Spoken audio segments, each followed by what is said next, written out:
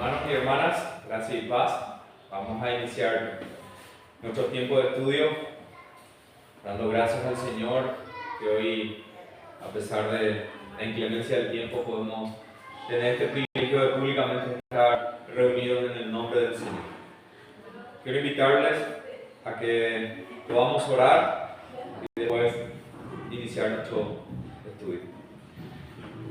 Amado Dios y Padre, único, eterno y soberano, venimos delante de tu presencia para alegrarnos y regocijarnos, porque eso es a aquellos que tú has justificado, ya puede venir a alegrarse delante de ti, sabiendo que todas nuestras deudas han sido ya pagadas por medio de tu amado Hijo Jesucristo, nuestro Señor. En su nombre estamos, Señor, y pedimos que nos ayudes, nos direcciones a ver más las maravillas de tu palabra. Ayúdanos, Señor, en este nuevo proceso de estudio, que tú seas el que nos estés acompañando, que nuestro gran consolador y ayudador, el Espíritu, sea el que también sea como nuestro gran maestro, capacitando nuestras mentes y nuestros corazones a vivir de una manera piadosa, santa, juntos como iglesia. Pedimos, Señor, que tú uses tu palabra para la gloria y la edificación de tu iglesia. En el nombre de Cristo. Amén. Amén. Hermanos, quiero invitarles que podamos abrir nuestras Biblias en el Evangelio de Mateo, capítulo 6, y vamos a leer juntos el versículo 30 en adelante. Mateo 6, versículo 30.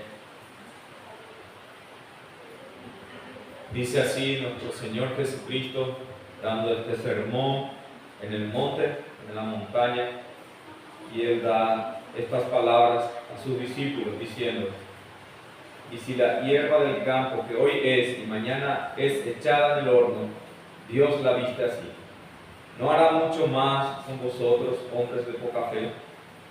No os afanéis, pues, diciendo qué comeremos, qué beberemos, o con qué nos vestiremos, porque los gentiles buscan estas cosas, pero vuestro Padre Celestial sabe que tenéis necesidad de todas estas cosas. Mas buscad primeramente el reino de Dios y su justicia, y todas estas cosas os serán añadidas.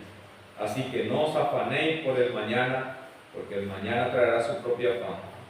Le basta el día su propio mal. Hermanos, las palabras de nuestro Señor Jesucristo aquí es exhortante, también es para que el pueblo del Señor sepa las prioridades, de dónde tiene que tener su mayor búsqueda, su mayor afán, su mayor deleite, su mayor descanso. Somos nosotros como esas ovejas buscando lugares donde realmente podamos ser apacentadas, donde podamos encontrar aguas de reposo. Y eso no encontramos en otro lado, dice el Señor, sino que en Él y en su reino. Por eso es que hace la comparación de aquellos que muchas veces son afanados y llevados, inclusive sin importarle que esté en contra de la voluntad del Señor, inclusive que esté en contra de que si Dios le agrada o no, porque Él se afana y es llevado como es llevado una hoja por el viento. Nosotros, en cambio, dice el Señor, eso ciertamente es parte de nuestra necesidad, pero que ya el Señor lo sabe y también se encarga de suplir. Nosotros nos da una tarea clara aquí, versículo 33, mas buscad primeramente el reino de Dios y su justicia. Qué glorioso es, hermano, que podamos tener eso en nuestra mirada y en nuestro frente en este día, porque este día el Señor que nos ha dado es para que justamente reposemos de las otras cosas, en las tareas, en las responsabilidades, en nuestros roles, para que hoy podamos ocuparnos en Él. Dice que este día Él lo apartó, lo santificó, ¿Para qué? Para que podamos nosotros también santificarla. Entonces, entendiendo eso, es que debemos de, por sobre todas las cosas, si todos los días le buscamos al Señor, si todos los días nuestra prioridad hoy sea mayor, esa búsqueda de nuestro Rey y también de su reino. Viviendo estas cosas es que nosotros estamos, Señor, hermanos, viendo algunas cosas que son importantes para nuestra vida espiritual y estamos haciendo este tiempo de estudio justamente para la edificación, para que nuestra fe sea edificada no sobre el fundamento de hombres, no con la sabiduría de los hombres, no con la filosofía, que en medio parece verdades, pero que va en contra de la voluntad del Señor. Y más todavía con el rol, el compromiso y la tarea que tenemos, sabiendo que fuimos llamados para formar parte de un cuerpo local, y en ella debemos de poner nuestros dones, y en ella debemos de nosotros poner nuestros esfuerzos para que sea edificada y el Señor lleve su gloria.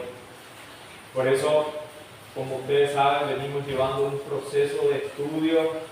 Si ustedes recuerdan, y muchos han participado desde el inicio, hemos estudiado acerca de Dios, hemos estudiado acerca de la iglesia, acerca de la membresía, de la disciplina, acerca del Evangelio, y después hemos entrado de todo este proceso a estudiar las verdades que encontramos en la confesión de fe, que son mismas doctrinas, y dentro de todo eso, el domingo pasado hemos concluido acerca del estudio de la ley de Dios, cómo tiene que ser entendido y aplicado la ley del Señor, y hemos concluido de que la ley moral ha sido dada a todos los hombres, y todos los hombres tienen una obligación en cuanto a la ley, solo que el hombre natural por sí mismo es incapaz de vivir. Por ello, todas sus obras muestran la ley que está en pecado. Más para aquellos que han sido regenerados y ya tienen el Espíritu del Señor morando en él, por su gracia, nosotros ahora la ley puede ser nuestro deleite y podemos ya ser capacitados para vivir y así agradar al Señor en nuestra manera de andar, porque en ella vamos viendo que el Señor es un Dios santo, omnisciente, eterno, y a la vez también es un Dios que galardona a aquellos que realmente viven para su agrado. Eso hemos concluido. La ley no es enemigo, no es contrario al Evangelio. Hay una forma de vivir equilibradamente, no usando de una manera de letra solamente, no usando de una manera legalista, sino usando de gran utilidad para nuestro crecimiento en la piedad y en la santificación. Y como dice el salmista, oh cuánto amo yo tu ley, podemos nosotros decir, porque vemos que en su palabra, en su santa ley, Él ha dado todo lo que Él espera de nosotros para con Dios y todo lo que espera de nosotros para con el hombre. Ahí está nuestra manera de nosotros responder a su Evangelio. Y esos estudios, nosotros vemos que no todo dentro de la historia de la iglesia se ha creído. Vemos claramente de que hubo un progreso en el estudio de las doctrinas dentro de la iglesia. Hubo un tiempo donde se centró más en las doctrinas de Dios, de la Trinidad, acerca de Cristo, acerca del estado del hombre. Y luego, en el tiempo de la Reforma, hubo más un estudio centrado en su palabra y en la salvación. Pero posteriormente a eso, nosotros vemos que fue progresando, y una de las cosas últimas que se estuvo ya definiendo más dentro de la historia de la iglesia es acerca de la eclesiología, que es sobre la iglesia. Entonces nosotros vamos viendo de que el Señor en su providencia ha usado hombres que Él mismo ha dotado en gracia y en sabiduría para que pueda ser de gran utilidad y poder nosotros ver ahora que tenemos nosotros una herencia en la fe, que no tenemos una fe original, que es una fe aislada, sino que formamos parte de este mismo linaje de hombres que han amado la causa del Señor y han confesado a pesar de las persecuciones y las pruebas que ha venido.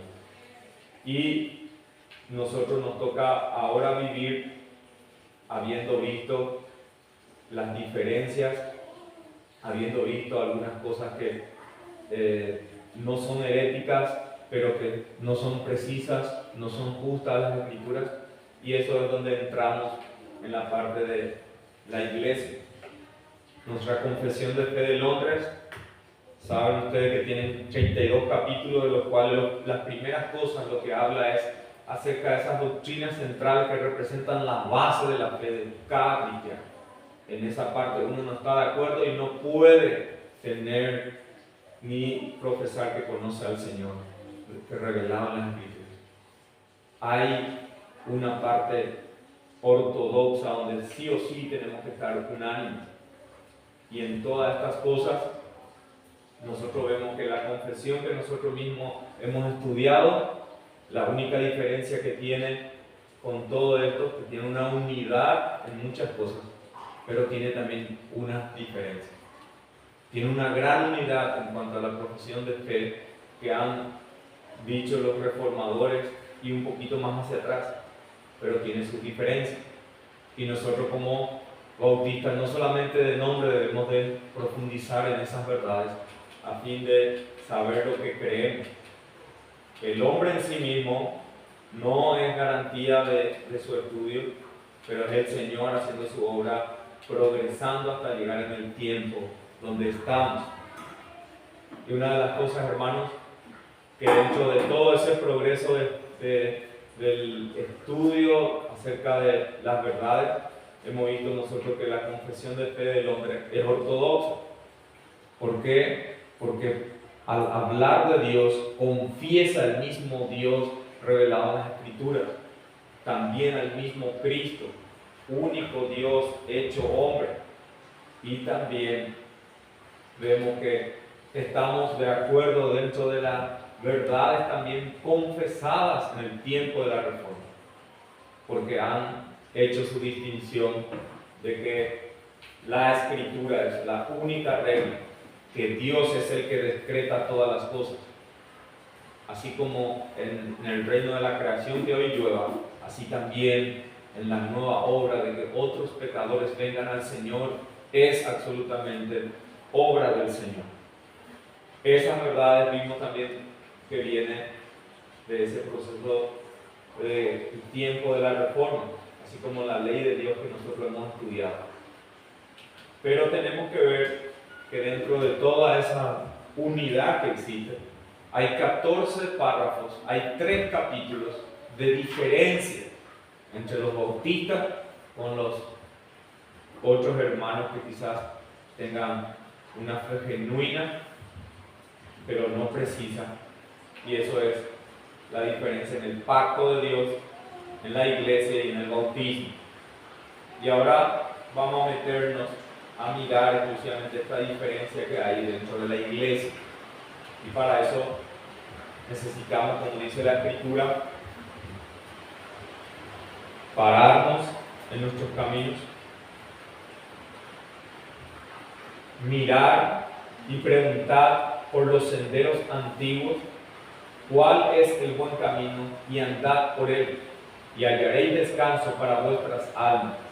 Pero muchos dijeron, no andaremos en él. Pero el consejo del Señor acá a nosotros es mirar, es preguntar, es ver cuál es la verdad revelada en su palabra y profesada también por la iglesia, para que podamos nosotros ver eso como el camino correcto para que podamos nosotros conducirnos en las áreas de una vida más entregada al Señor. Y como dice el apóstol Pedro, pueden buscar en sus Biblias, Primera de Pedro capítulo 2,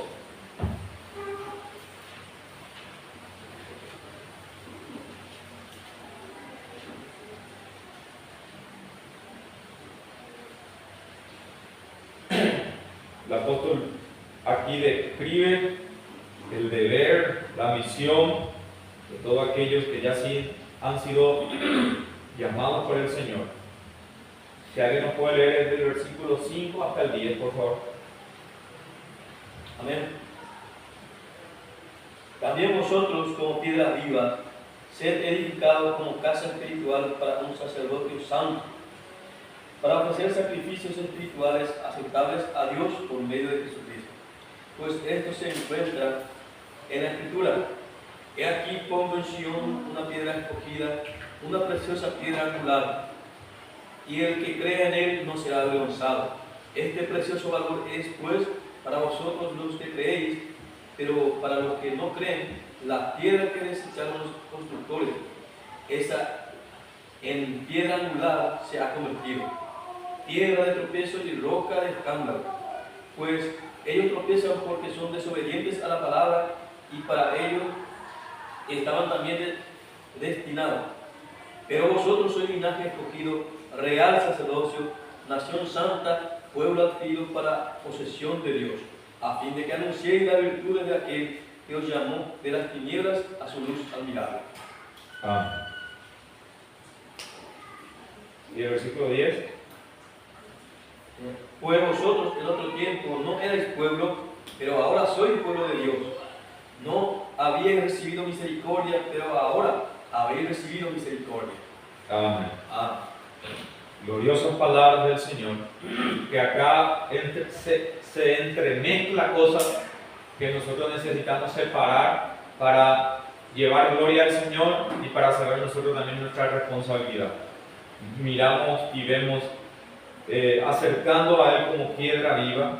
Él nos dice de que Él es la piedra que hace que uno pueda tener vida. Nosotros sabemos que tenemos un corazón de piedra, pero en el sentido de que no tenemos vida, que somos muertos, de que somos en sí mismos incapaces. Pero la piedra viva es Cristo, por quien nosotros también unidos ya no tenemos un corazón de piedra que no pueda responder, sino un corazón de carne que ya sí puede latir, que ya sí puede bombear, que ya sí puede tener capacidad de obrar, de mostrar frutos.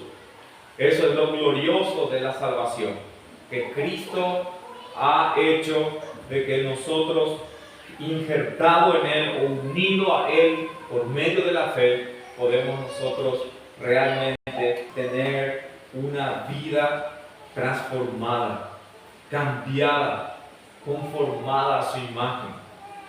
Y todo eso porque la fe que tenemos no es una fe temporal, superficial, no es una fe que puede ser quitada, cambiada. ¿Quién me separará del amor de Cristo? ¿Quién puede quitarme de ahí? Dice, nada me puede separar. ¿Por qué? Porque el vínculo que se tiene con Cristo es un vínculo que es vivo.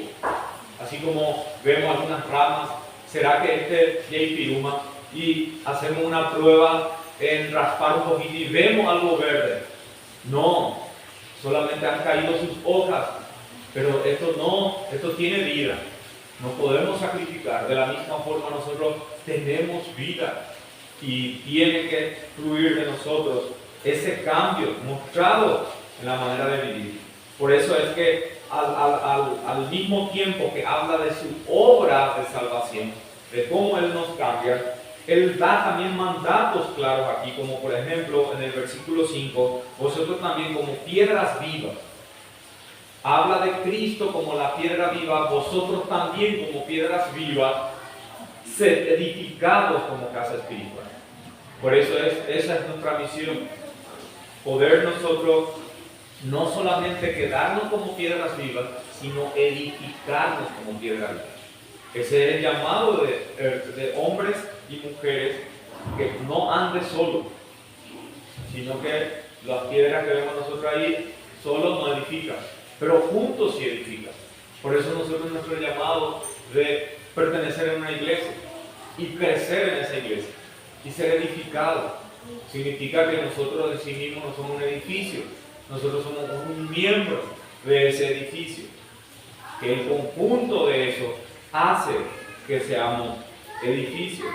Y el conjunto hace que seamos también edificados a su vez. Es decir, el coayudarnos los unos a los otros.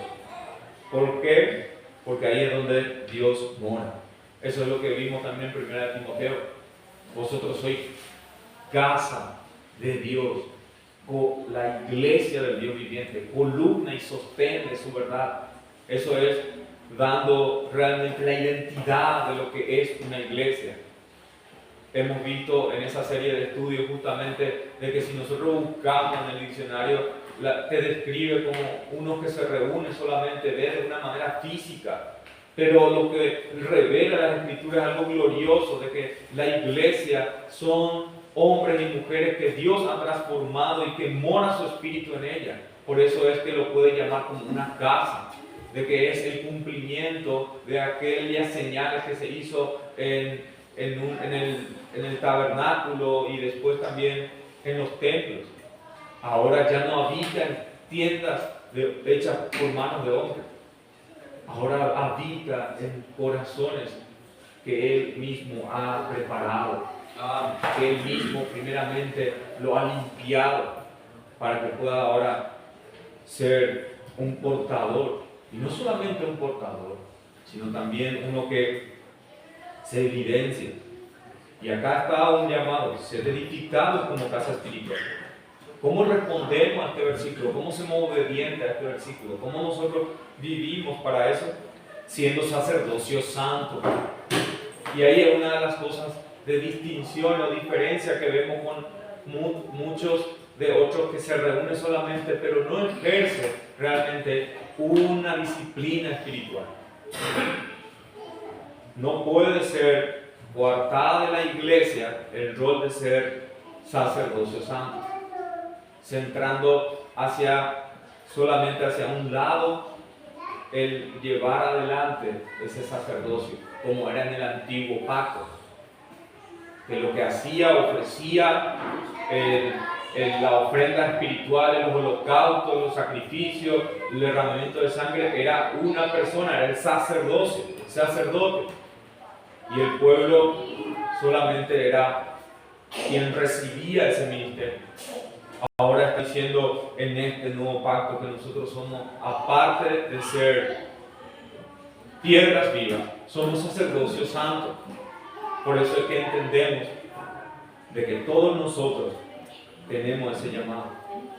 Porque el guía, el líder espiritual, somos todos en nuestros hogares, ejerciendo ese sacerdote del hogar.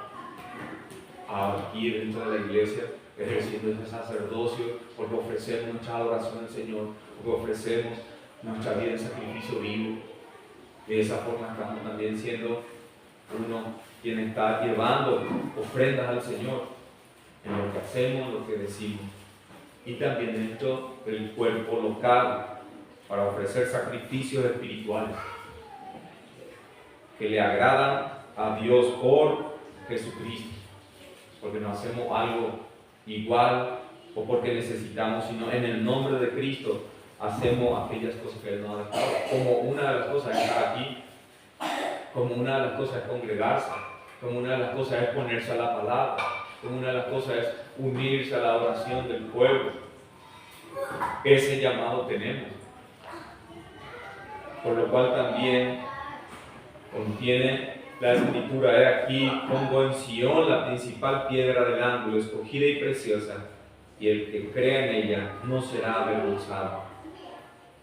Por eso nosotros tenemos una confianza de que nuestro esfuerzo no va a ser en vano, sino que tenemos un Dios que cumple sus promesas, tenemos un Dios que va a hacer, que garantiza nuestra fe, que va a hacer que las cosas que nosotros estamos ahora mismo esperando en Él sea así y sea amén en Cristo. Y ella es de honor para vosotros que creéis. Eso tiene que ser para nosotros. Cada vez que habla acerca de Cristo y su sacrificio, dice de que la preciosa sangre, y nosotros tenemos que ver de esta forma conforme a las Escrituras. Y así como dice aquí, es de honor para vosotros que creen, para que los que no creen, ciertamente no es piedra viva, es una piedra para ser desechada, para no ser usada. Es como ese cacote que se quiere solamente regalar o dar, pero para nosotros no. Cristo es el fundamento. Nosotros no edificamos nuestra vida sobre arena, sino algo seguro, algo vivo, algo real. Y ese es nuestro amado Señor Jesucristo. Nuestro pesadero,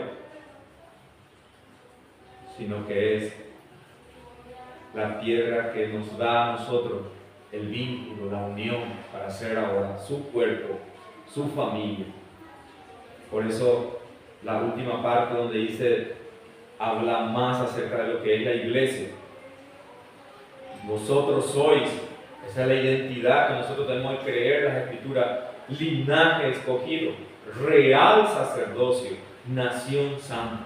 Otra vez repito, lo que nosotros ya tenemos por fe y por estar en Cristo, no por nuestras obras. Pueblo adquirido, y está nuestro rol para que anunciéis las virtudes de aquel que os llamó de las tinieblas a su luz admirable. Hermanos, acá se mezcla lo que somos y lo que tenemos que ser, porque estas cosas no se separan, porque estas cosas no puede uno agarrar uno y dejar el otro. Yo soy esto, pero no hacer. Aquel que ama a Cristo obedece sus mandamientos, y esto es algo que nosotros tenemos. Somos linaje, somos real sacerdocio, somos nación santa, somos pueblo adquirido, y tenemos que anunciar las virtudes de aquel. No nos hacemos conocer nosotros, le hacemos conocer a Él como el único digno, merecedor de la gloria, el autor, como el consumador de nuestra fe, porque hemos recibido misericordia. Por eso el estudio de la iglesia, hermanos, es tan vital, porque nos hace entender todo en sí mismo de las cosas que tenemos como identidad y de las cosas que son de vida práctica para nuestro andar.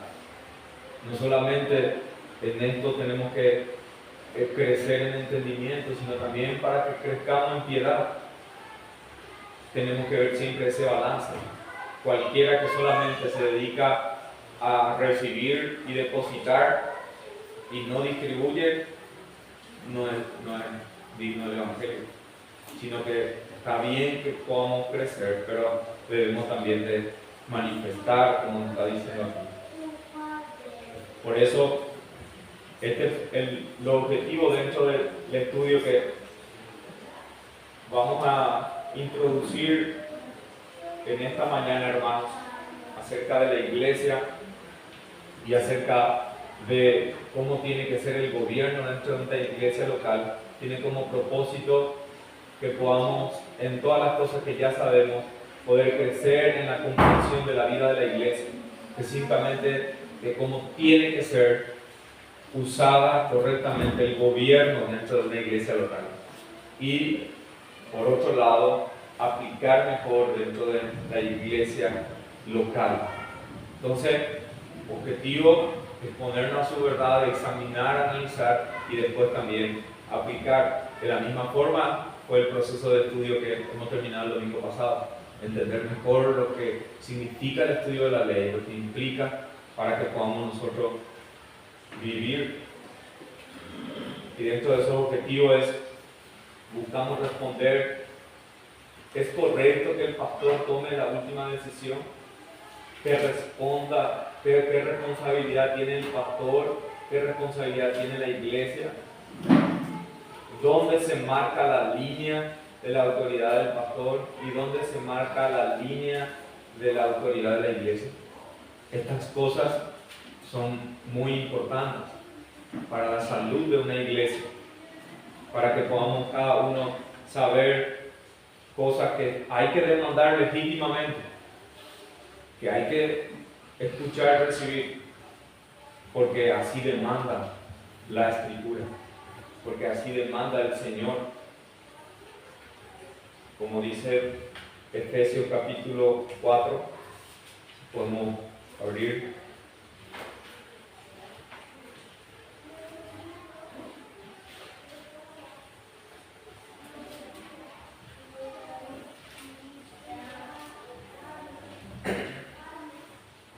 ¿Alguien tiene Efesios 4, 11 al 13, por favor? Si nos lee.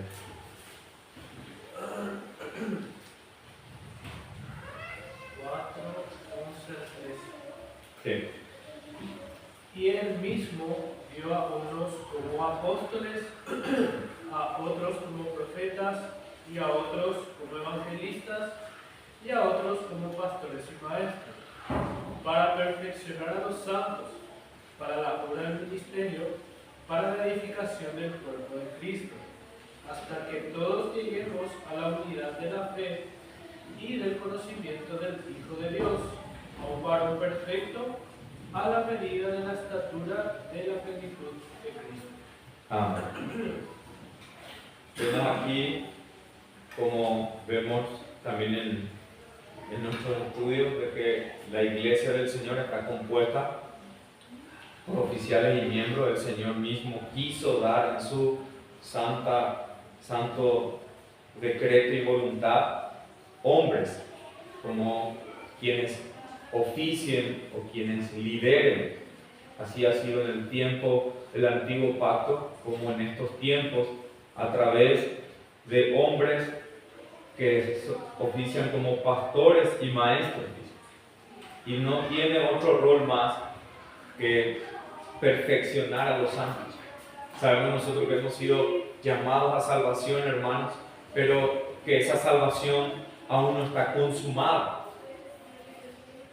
Hemos nosotros recibido ya completada la justificación, porque la justificación es por fe, pero nuestra santificación estamos en ese proceso, y eso va a ser hasta que muramos. Esa es la tarea de por vida. Ahí no hay jubilación, ahí no hay vacaciones, ahí es un llamado de que vivamos en eso. También una acotación, hermano, que dice, ¿verdad?, que uno de los propósitos también, o principal, a fin de capacitar a los hasta que todos lleguemos a la unidad de la fe y del conocimiento pleno del Hijo de Dios. O sea,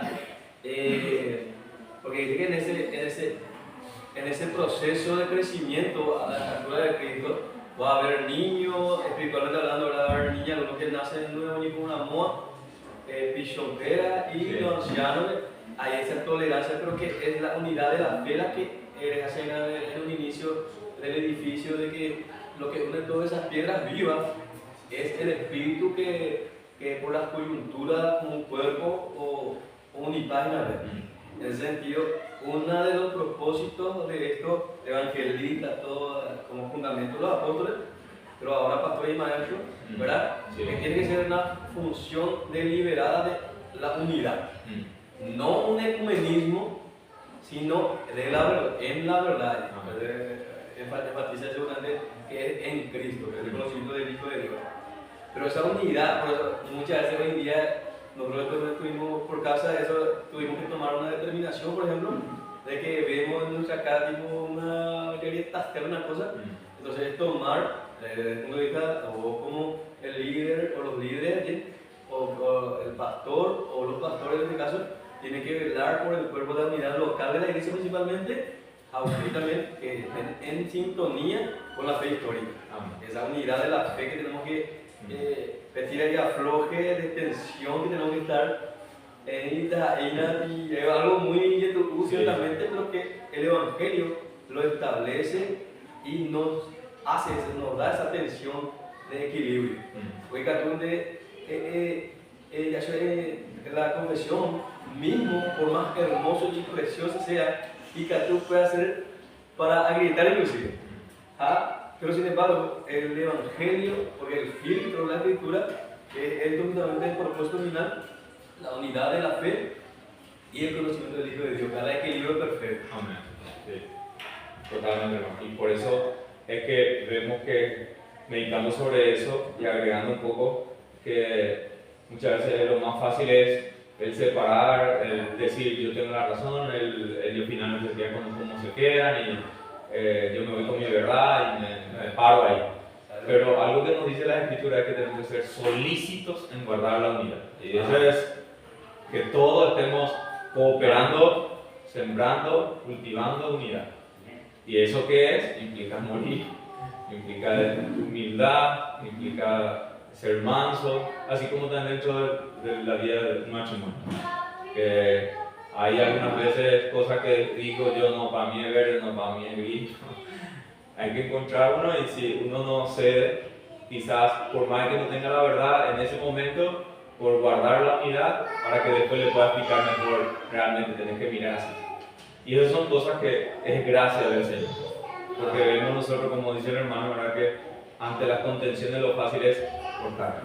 Pero cuando realmente estamos viendo de que a pesar de eso, el Señor está usando su palabra, está usando su evangelio para traernos que las verdades que estamos diligentemente estudiando tienen que también ser aplicadas de una manera intencional pero amorosa.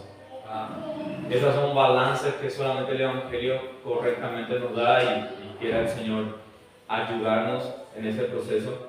Queremos ser precisos con las Escrituras, queremos honrar al Señor, queremos que su esposa sea bien ataviada hasta su venida y por eso inicia viendo cómo es el orden dentro de su cuerpo y vemos que Él ha dado hombres, pero no es para los fines que muchas veces lastimosamente vemos que ocupan esos cargos, hombres que finalmente buscan en sí mismos autoexhibir, busca solamente imponer, busca subyugar, y se olvidan de su rol que es perfeccionar.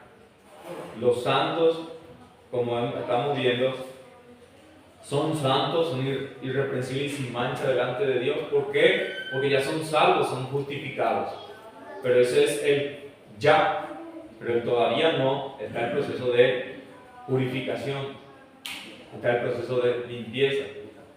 Una ilustración que, hablando con mi niña, es como cuando ellos dibujan o cuando hacen su leche y nosotros decimos, no es así, borramos otra vez. Se queda algo del fondo y hay que ir borrando y hay que repetir y ese proceso de continuamente de purificar. ¿Y cómo va a pasar eso? Cuando realmente nosotros seamos pastoreados, cuando nosotros seamos guiados, cuando nosotros seamos gobernados correctamente como somos gobernados por nuestro buen pastor. Es necesario. Y para que se pueda producir ese ministerio dentro del cuerpo, es justamente donde necesitamos continuamente de su palabra. Por eso también, hermano, ese 15 que dice, ¿verdad? Que después de haber hablado, ¿verdad? Que no estamos más como niños sacudidos por orla y llevados por todo viento de doctrina, sino que hablando la verdad en amor, crezcamos en todos los aspectos en aquel que es la cabeza, es Cristo. O sea que la verdad puede ser, por más que sea verdad, pero la forma de decir puede ser dicho sin amor, sin gracia. Y al final, como me acuerdo que antes nos decía, ¿verdad? Nosotros mismos, que por más que sea verdad, pero lo decíamos sin gracia. Es como utilizar la espada como vikingo, oye, por la efecto. Pero no es como esa mi samurai, sin cortes, así de una manera meditativa, contemplativa. Sino que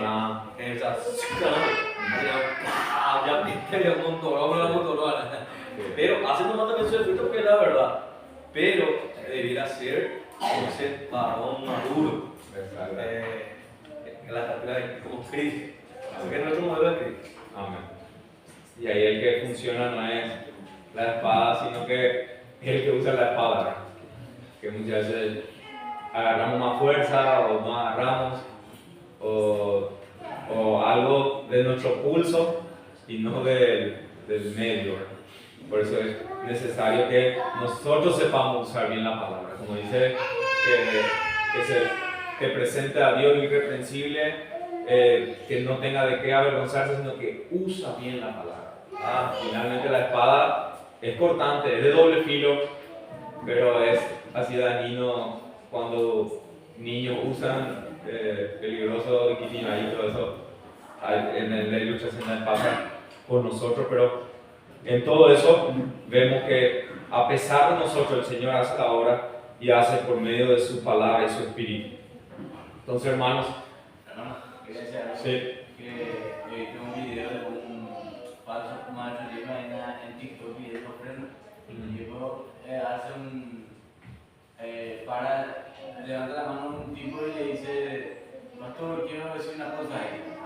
Sí, decís.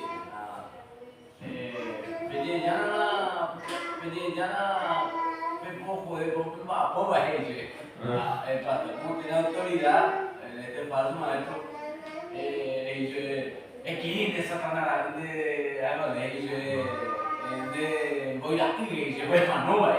Impresionante la forma que alguien que está en una posición de liderazgo, que sea falso maestro, alguien que toma esa posición, puede mal utilizar el púlpito, el liderazgo, el pastorado, ¿no? La forma de guiar. Así que realmente es tremendo, porque cuando un pastor está en una posición de que será ungido, será y la iglesia de otra parte, cuando la iglesia también es ignorante, tampoco puede saber a qué nivel o qué tiene que como función decir o objetar. Sí. Entonces, aparte, yo creo que el tema del pastorado no es de letra, no es solamente algo teórico, sino que algo del corazón, del carácter, el carácter pastoral. Sí. Una cosa es arreglar el pastorado, pero otra cosa es llegar a los corazones, amar a las almas, llegar a que cada uno tenga ese bálsamo. Porque hay teología profunda que vos podés redactarla, pero no llegar a los corazones. Que el Espíritu Santo es lo que usa e implanta en los corazones. Amén. Sí. Amén. Y por eso, dentro de lo que vamos a proponer, hemos algo resuelto en el estudio, llevar estudio por 3 meses, o sea, ir refrescando cosas que es importante. Hemos terminado lo de la ley, ahora lo que nos queda por adelante es estudiar acerca del gobierno de la vida de la iglesia. Estudiamos ya iglesia, membresía, y ahora puntualmente aterrizar sobre un aspecto importante que sí. Capítulo 26 va a ser ahora. Sí, capítulo 26 en los párrafos 8 hasta el 13 es más o menos el punto de estudio. Entonces, lo que vamos a ver es una introducción general que hoy vamos a hacer, va a llevar un estudio más, ver un poco más específico después sobre el estudio de lo importante que esto es. Después vamos a avanzar en el gobierno dentro de la iglesia, viendo un poco de comparaciones de cómo algunos se gobiernan, algunos se llevan, algunos ejemplos prácticos, y también hacer el estudio de cómo nosotros creemos de que tiene que ser a la luz de la Escritura, y después aplicaciones prácticas en ejemplos en cómo usamos la autoridad en el señalamiento de hombres que el Señor está llamando al ministerio, también en cómo esos hombres, la iglesia tiene autoridad para enviar, cómo la iglesia también tiene autoridad junto con los pastores a recibir y expulsar miembros, y todo eso, cómo se lleva en la práctica. Nosotros debemos ser entrenados como iglesia para ese ejercicio, porque el Señor dentro de poco nos puede permitir que vengan otros por su bondad a reposar en este redil, como también nosotros debemos de actuar con firmeza para purificar su iglesia. Y todas esas cosas, si nosotros no estamos listos y esperamos que venga, puede que podamos usar mal lo que el Señor nos ha dejado. Entonces, en esa aplicación, para que podamos hacer, es necesario saber hasta dónde es nuestra responsabilidad y hasta dónde debemos de demandar también a aquellos que estamos señalando para el oficio ministerial. Entonces, ¿cómo guardar la pureza y el orden de la iglesia? No es nada pastor Carlos, no. Una de las cosas que dentro del entendimiento presbiteriano ellos tenían un énfasis que los pastores no podían ser si no se van al seminario, porque tienen que ser bien capacitados doctrinal y en la palabra para que pueda venir a impartir y guiar a la iglesia. Por nosotros nuestro entendimiento es que el Señor puede llamar de manera seccional a hombres que dentro de la iglesia levantarlo, y lo que tiene que estar capacitado y vienen con entendimiento es la iglesia, que forma parte también como la autoridad dentro de la iglesia. Y vamos a ver también, hermanos, acerca del gobierno afuera, o sea, cómo es el gobierno adentro, internamente, y cómo también se gobierna cuando se relaciona con otras iglesias. Porque nosotros sabemos que es una iglesia autónoma e independiente, con libertad, pero nosotros también interrelacionamos con otras iglesias hermanas que tienen nuestra misma fe. Eso nos hace que perdamos comunión, porque el Señor mismo también nos manda a que nosotros podamos tanto bendecir y ser bendecidos por otros. Entonces eso más o menos va a ser nuestra ruta, hermanos. Vamos a invertir 12 domingos en esto. La idea es llegar hasta octubre, cerrar esto, para luego ir poniendo otras cosas dentro de nuestra dieta. Pero ahora mismo nuestra oración sea para que podamos estudiar y crecer en él. Entonces, ya hasta ahí hay alguna duda, consulta, comentario. Entonces, nuestro propósito por sobre todo es ver específicamente vamos a entrar sobre el gobierno de la iglesia, sobre el congregacional, hasta que los tipos de gobierno. Los tipos de gobierno y específicamente cómo funciona el congregacional. Espectacular. Sí, eso va a ser donde vamos a aterrizar. Y cómo tan vivo es el Evangelio ahí aplicado entre la comunión de oficial y miembro. Entonces, es esto para nuestra oración. Llevamos esto, hermanos. La idea era introducir sobre lo importante que esto es para nuestra etapa como iglesia actualmente que llevamos.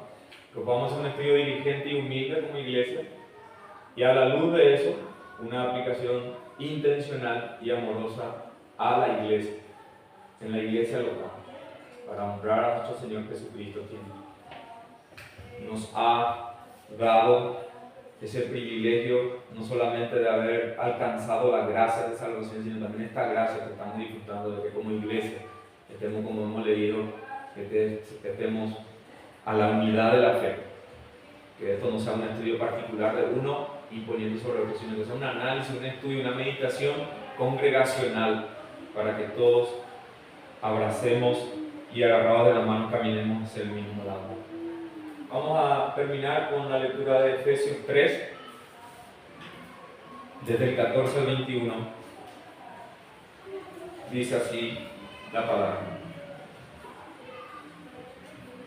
Por esta causa doblo mis rodillas ante el Padre de nuestro Señor Jesucristo, de quien toma nombre toda familia en los cielos y en la tierra, para que os dé, conforme a las riquezas de su gloria, el ser fortalecidos con poder en el hombre interior por su Espíritu, que habite Cristo por la fe en vuestros corazones, para que arraigados y cimentados en amor, seáis capaces de comprender con todos los santos cuál es la anchura, la longitud, la profundidad y la altura, y de conocer el amor de Cristo, que excede a todo conocimiento, para que seáis llenos de toda la plenitud de Dios. Y aquel que es poderoso para hacer todas estas cosas mucho más abundante de lo que pedimos o entendemos, según el poder que actúa en nosotros, a Él sea la gloria en la iglesia, en Cristo Jesús, por todas las edades, por los siglos de los siglos. Amén. Amén, hermanos. Vamos a orar y vamos a cerrar. Amado Dios y Padre, te alabamos y bendecimos por darnos este tiempo donde vemos, Señor, tu gloria manifestada en tu iglesia, en habernos hecho piedras vivas por la unión perfecta que tenemos contigo por medio de tu amado Hijo Jesucristo, nuestro Señor. Él es el libertador por medio de su verdad. Y nosotros conocemos la verdad y por la verdad somos libres. Ya no somos atados a ninguna esclavitud, sino para servir y honrarte a ti, Señor. Por eso pido que este estudio tú bendigas para que podamos entender nuestro llamado, nuestro compromiso, nuestros deberes para con tu iglesia, para que podamos servirte en toda manera. Señor, bendice a cada uno de mis hermanos y ayúdanos en este tiempo.